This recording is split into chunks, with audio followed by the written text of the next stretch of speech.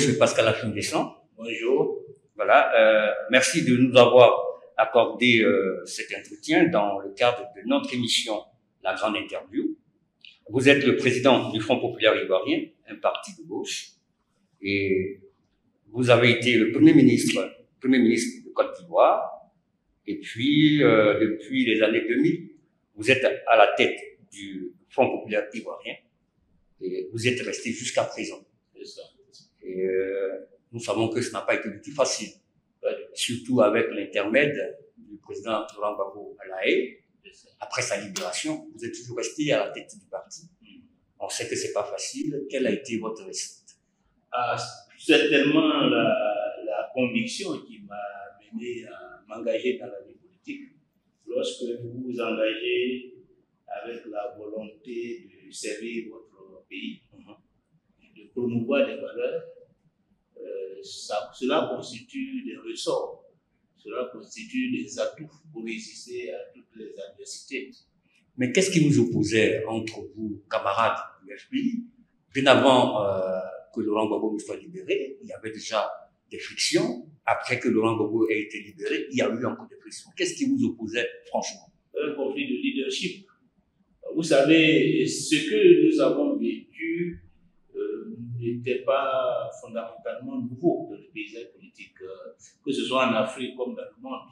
Les problèmes de lutte, de positionnement, la volonté à un moment ou à un autre de l'histoire pour certains cadres, certains acteurs de vouloir jouer les premiers rôles. Et en général, ce sont des situations qui surviennent toujours dans un contexte de crise. Or, en 2011, nous avons perdu le pouvoir, le Front populaire ivoirien a perdu le pouvoir dans des conditions très difficiles. À ce moment, j'étais président du parti depuis 10 ans. J'ai été élu à la tête du Front populaire ivoirien en 2001. Et en 2011, ça faisait 10 ans que j'étais à la tête du parti. Et la crise m'a conduit en prison. J'ai été arrêté en avril 2011, presque au même moment que le président Gbagbo. Et donc, mon absence a fait germer des ambitions dans l'esprit de certains camarades.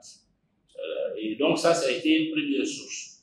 Donc, pour ces camarades, comment profiter de la crise pour se positionner? Comment se profiter de la crise pour prendre le contrôle du parti?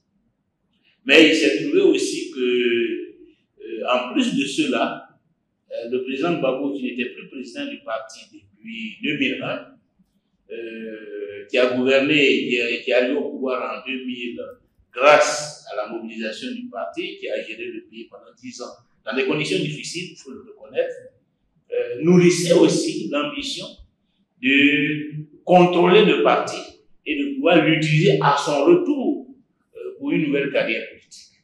Et donc, sans le dire ouvertement, il a contribué aussi à encourager un certain nombre de militants, de camarades, à aussi chercher à m'évincer de manière à ce que le parti soit disponible pour lui. Malheureusement, il n'a pas eu, je dirais, l'idée de m'associer à son projet.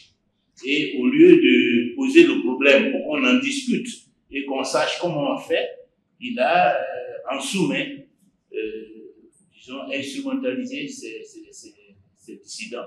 Et c'est ce qui s'est passé. Bon, évidemment, en tant que président, mon devoir était de me battre pour me maintenir à la tête. Mon devoir, c'est de me battre pour que le parti reste debout, ne s'effondre pas.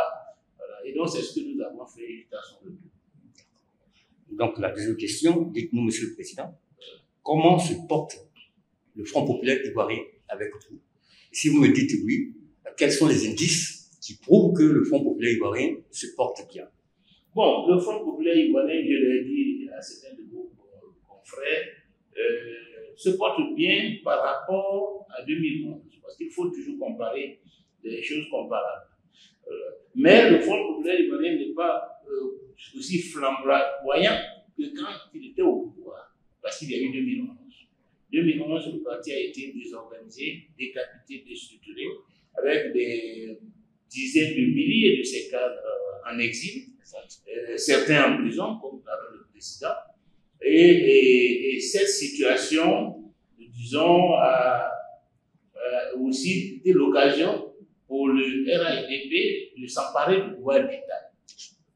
Donc, depuis 2011, on peut dire que le parti n'a pas disparu, c'est ce qui est déjà un bon point, parce que le parti aurait pu disparaître totalement dans ce qui s'est passé. Pour ceux qui ne le savent pas, ça a été à l'issue d'une vraie guerre, la crise post-électorale de 2010-2011, où il y a eu près de 3000 morts.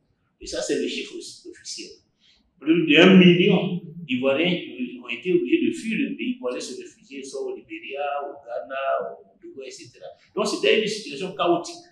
Voilà. Et donc, le parti, on peut dire qu'on doit comparer la situation du pays aujourd'hui par rapport à cette situation chaotique de 2011. Par rapport à cela, nous avons fait beaucoup de progrès en termes de reconstruction. Nous avons un appareil, nous avons résisté à la crise interne, le parti a tenu, et depuis ce moment, tous les grands rendez-vous que nous avons eus en termes d'organisation de congrès, fête de la liberté, les grandes manifestations dans les rues nationales, nous avons vu que le parti est toujours là, c'est-à-dire son électorat est intact. Maintenant, son appareil composé de cadres, c'est cet appareil que nous sommes en train de consolider de manière à ce qu'en 2025, nous ayons l'opportunité de remporter les élections présidentielles et par la suite les autres élections. D'accord. Parlons par exemple du rapport entre le PPACI, le parti du président Laurent Gbagbo, votre ex-patron. Quels sont ces rapports-là? Ils sont-ils au beau fixe ou c'est des conflits toujours? Quand on parle de rapport, on peut voir la question sous deux angles. Les rapports formels consacrés par des textes, etc., qui vous lient autour d'un programme. Il faut dire qu'à ce jour, nous n'avons pas ce type de rapport avec quelques partis, que ce soit de gauche et même de l'opposition. Et pourquoi? Parce qu'il n'y a pas eu, le besoin ne s'est pas présenté. Le besoin ne s'est pas présenté de dire, bon, conclure un accord sur telle ou telle problématique.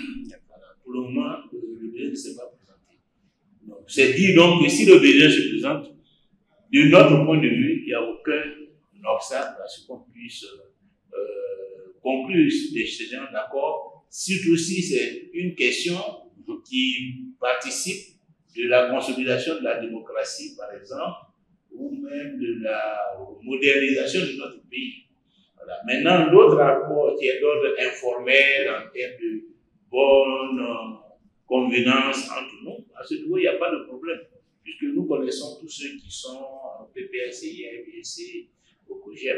Donc, au plan individuel, au plan personnel, on n'a pas de problème. Mais au plan formel, institutionnel, pour le moment, nous n'avons pas d'accord particulier. Donc, la page n'est donc pas tournée avec le PPACI. Il n'y a pas de... La page n'est donc pas tournée. Oh, mais en politique, on ne tourne jamais.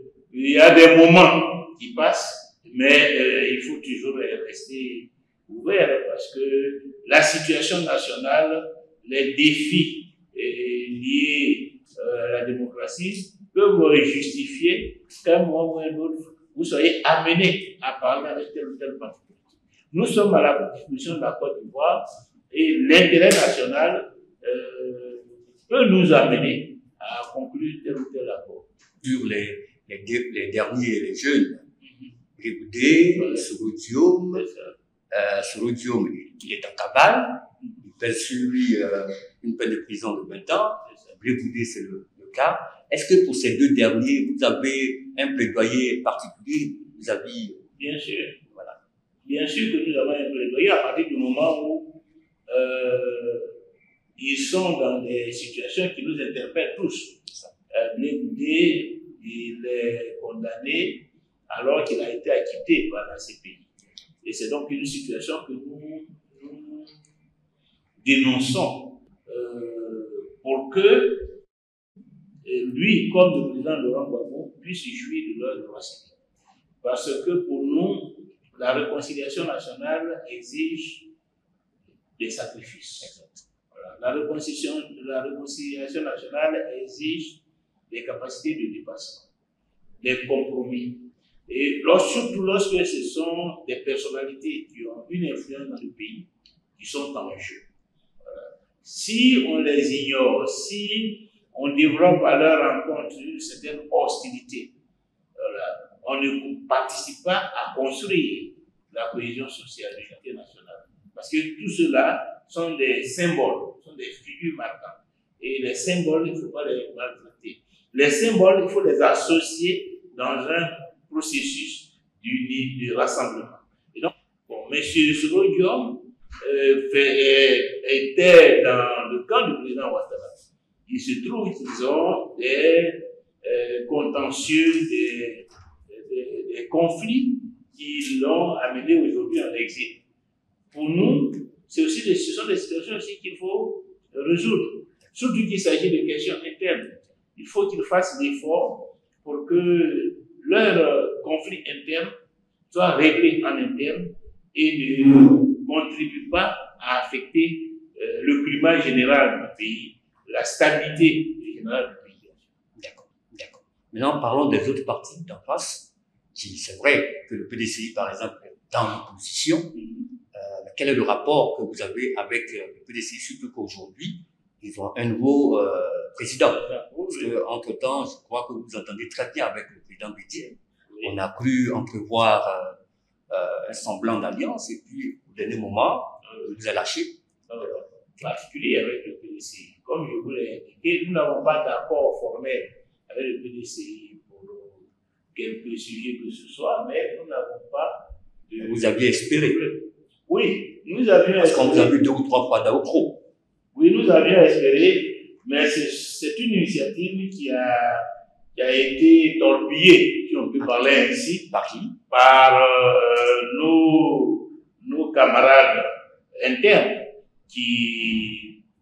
internes au FPI? Internes au FPI, puisque comme vous le savez, entre la direction légale du Fonds populaire ivoirien et nos adversaires internes qu'on appelait à cette époque les GOR, les Bakouriens, certains dirigeants du PDCI ont préféré faire le choix d'un rapprochement avec le président Gbagbo et les GOR.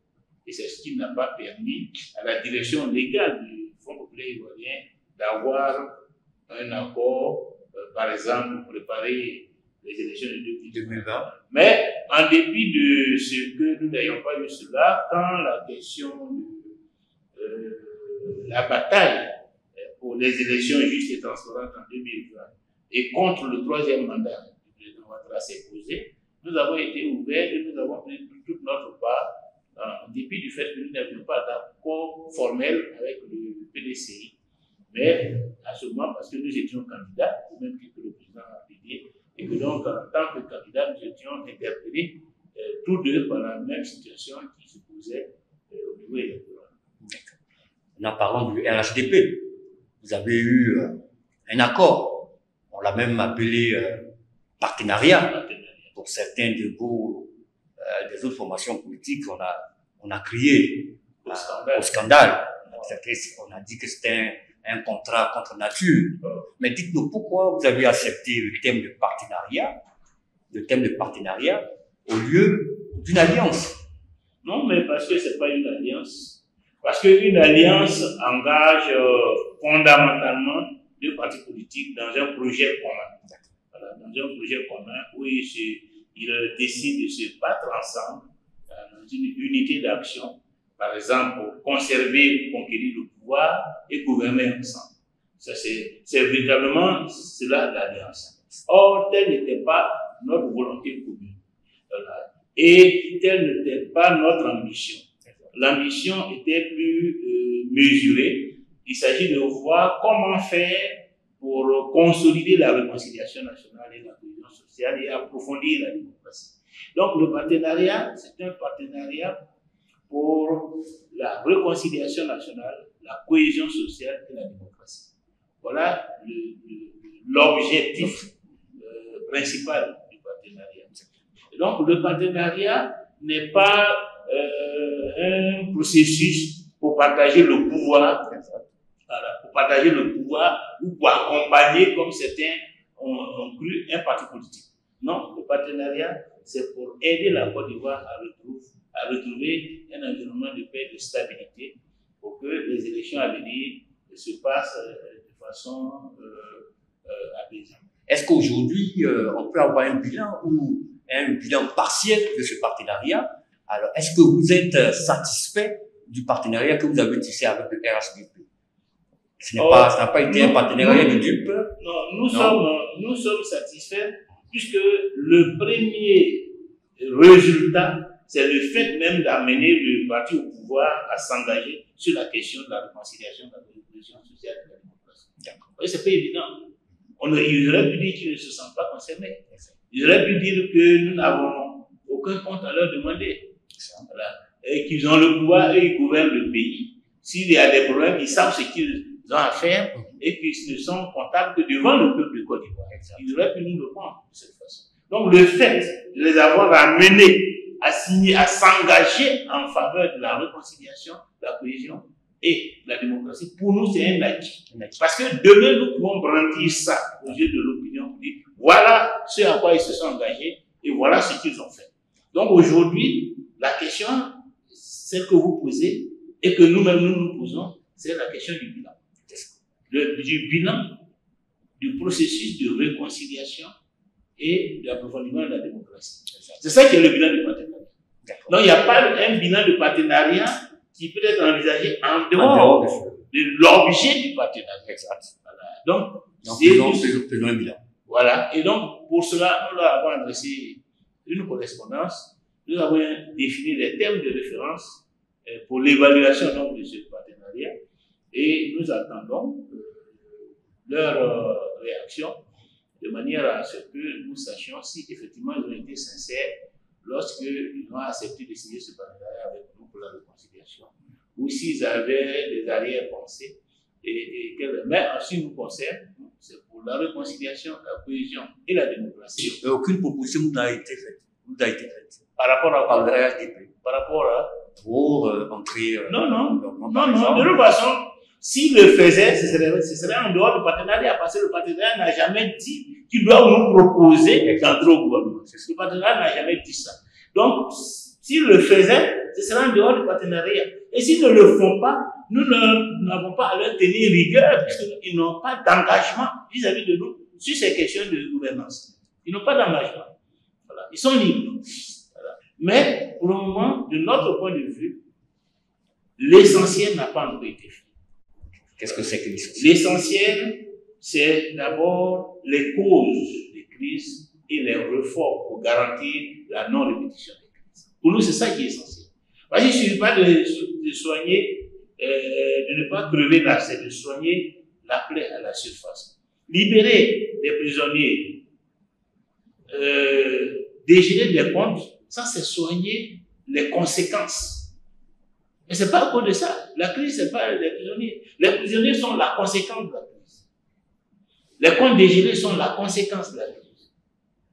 Mais les causes, pourquoi il y a eu ça?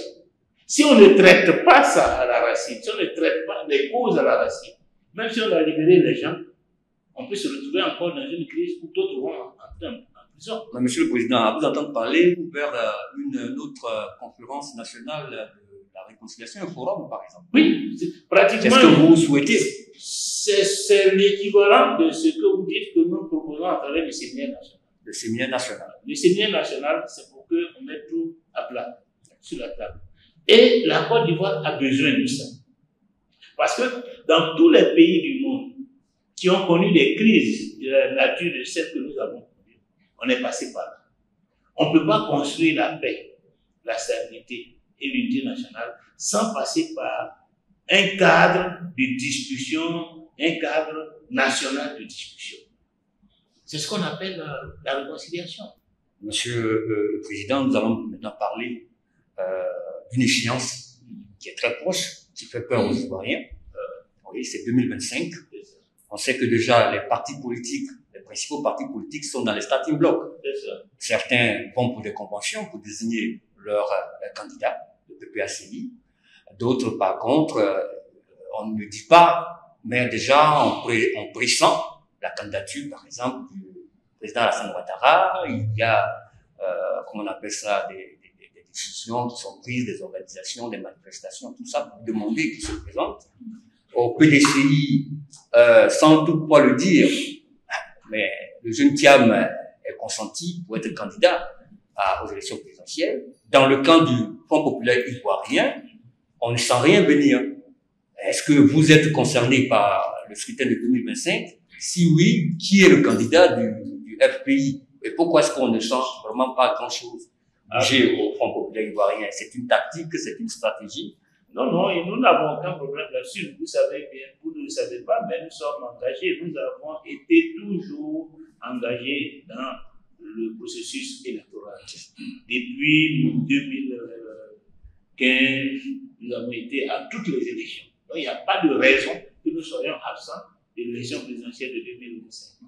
Et nous avons dit, à l'occasion de la dernière conférence de presse, que nous y allons pour gagner. Ça qui est notre ambition. Et tout ce que nous faisons aujourd'hui s'inscrit dans cette volonté de gagner l'élection présidentielle de 2025 et de ramener le Front populaire ivoirien au pouvoir. Le scrutin de 2025, mais avant d'arriver à ce scrutin, il y a des conditions qu'il faut remplir pour qu'on ait un scrutin apaisé. On voit que certains leaders politiques pèsent sur eux des condamnations.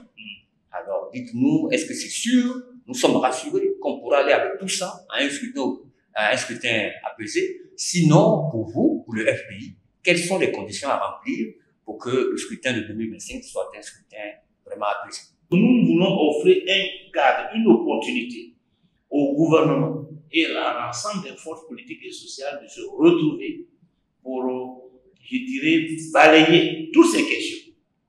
Et puis dire, si les conditions sont réunies pour que 2025 soit des élections apaisées, consensuelles, ou qu'est-ce qu'il faut faire pour que justement on atteigne cet objectif. Voilà. Donc, étant donné que dans notre approche des choses, toutes les entités seraient présentes, ce serait un grand dialogue national. Chacun viendrait avec son appréciation du processus de réconciliation. Il n'est pas tard. Oh, il n'est jamais trop tard pour bien faire. Il vaut mieux tard que jamais. Donc on pourrait reporter l'échéance de 2025. Je pense que c'est ce que nous devons, si nous voulons solder tous ces contentieux pour que les élections de 2025 soient apaisées, nous avons le temps de le faire, nous avons les moyens de le faire. Il faut la volonté. Il faut la volonté politique. Voilà. Et je pense que c'est cette volonté politique qui a toujours manqué en Côte d'Ivoire. Voilà, cette volonté. Et c'est pour cela que, par exemple, à certains moments, il y a eu aussi ces confrontations et ces dommages à la cohésion nationale. Et on espère que 2025, tous les acteurs politiques et sociaux feront cet effort pour que les élections de 2025 soient apaisées et marquent la fin des élections présidentielles conflictuelles. Mais là, je vais revenir encore sur deux points. C'est le cas Soro. Ensuite, le cas de la non-inscription du président Laurent Gbagbo sur les listings de la commission électorale indépendante. C'est ça. Bientôt, ça va être un point focal. C'est sûr. Alors, qu'est-ce que vous en dites? C'est pour ça que nous proposons un cadre. Au lieu que ce débat se passe dans la rue, organisons-le dans une enceinte, dans un cadre du dialogue, où tout le monde est là, et où ceux qui sont concernés par ces questions vont venir argumenter la nécessité de résoudre le problème, et où les autres composants de la nation vont se prononcer pour savoir, oui, c'est une revendication légitime, essayons de trouver, proposons telle ou telle solution pour trouver, de manière à ce que ce qui va ressortir soit légitimé par la participation populaire de toutes les composantes de la nation. Aujourd'hui, c'est ce qu'il faut à la Côte d'Ivoire. Un cadre où tout le monde va se prononcer sur toutes les questions qui animent les uns et les autres, pour pouvoir dégager des solutions consensuelles, voilà, des solutions qui auront une légitimité. Voilà. Parce que c'est la volonté générale qui va se dégager de ce programme. Et ceux qui auront à les mettre en application savent que c'est ce que les Ivoiriens veulent. Dans leur généralité, dans leur diversité, ils se sont réunis, ils ont passé en revue tous les problèmes qui ont été posés par les uns et les autres, et sur chaque problème, ils ont arrêté de façon consensuelle une solution. À partir de ce moment, nous refondons le contrat social. Il y a des choses qui vont se faire immédiatement.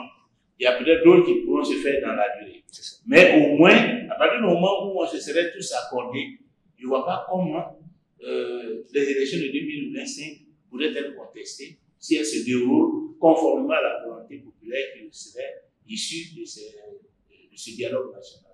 D'accord. Monsieur le Président, je ne saurais partir, sinon je ne saurais clore cet entretien sans chercher à avoir un scoop. Le président Afin Guessan, président du Front populaire ivoirien, sera-t-il le candidat du Front populaire ivoirien aux élections de 2025? Je l'ai déjà dit, oui, que je suis candidat à la candidature. C'est le congrès du parti qui désignera le candidat. Je ne veux pas me substituer au congrès, mais j'espère qu'étant donné que ce congrès m'a fait confiance en 2015 pour être candidat à la présidence de la République et en 2018 pour être à la tête du parti, que cette confiance ne me fera pas défaut et que je pourrai être le candidat du Front populaire ivoirien à l'élection présidentielle de 2025. Ok. Merci, Monsieur le Président, pour votre disponibilité. Chers téléspectateurs, nous sommes à la fin de notre entretien. C'était dans le cadre de la grande interview et nous donnons rendez-vous pour une autre émission. Merci et au revoir.